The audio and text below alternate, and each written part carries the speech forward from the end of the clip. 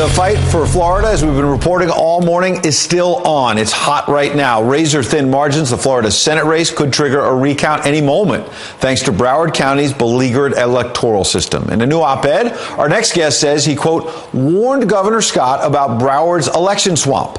This after he successfully sued the election supervisor there. Here to explain is the writer of that op-ed, Florida law professor, former Democrat congressional candidate who challenged Congresswoman Debbie Wasserman Schultz back in 2016, Tim Canova. I understand, Tim, good morning. You're now an independent. Good morning.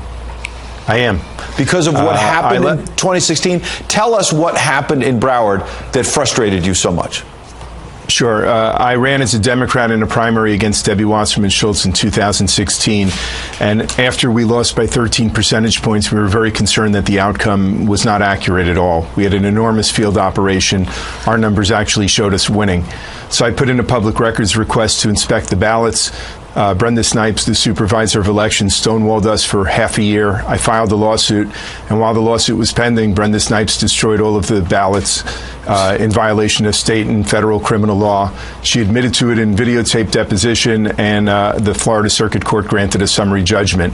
Tim, let me stop you right there. I want to give you more time, but that's the kind of thing that a guest comes on and says, and you say, hold on, time out. So she's on tape, Brenda Snipes, admitting that they destroyed ballots. How does this woman, our viewers watch this and say, how in the world does this woman still have a job? And how in the world is she now in charge of this Senate race and this governor's race? It's a great question. She shouldn't be in charge is the short answer. I called on Governor Rick Scott to fire her at the time, to replace her. He has the constitutional power under Florida law to have done so. I was calling for a criminal investigation. I called on the Florida Attorney General, Department of Law Enforcement, and the U.S. Attorney. These are felonies she committed, and again, she admitted to it in videotape deposition, and the Florida Circuit Court, in granting me summary judgment, found that she violated all of these statutes.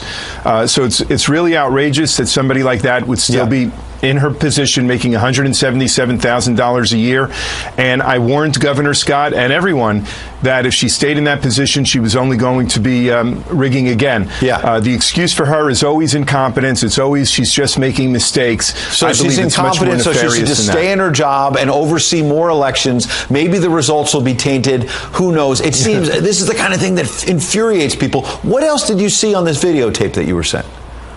Well, the videotape was taken by a volunteer of mine this election evening. It shows ballots on 2018 or 2016? 2018, sir. 2018. Recently, okay, because we were talking about 2016. Past week. So the video now shows what? It shows people driving up in private vehicles and offloading ballots that have been presumably secured in these big blue satchels. There's no chain of custody. There's no sheriff's deputy signing to receive these ballots. The ballots are being basically thrown on the ground and then presumably loaded up onto a truck. It seems like a rented truck. I've spoken with election lawyers who all agree that there's no chain of custody here. So you wonder where are these ballots going. How is this happening in America is my question. And I want to directly ask you, is that election fraud, yes or no? Well, it certainly undermines the accuracy or the integrity of any election. So whether you want to call it fraud or a lack of integrity, either way, you got to wonder if you're ever going to do a recount of paper ballots. Are those the real paper ballots that we're looking at? Indeed. Tim Canova, we want to have you back. We're running out of time, but remarkable story. We appreciate you coming in. Thank you very much.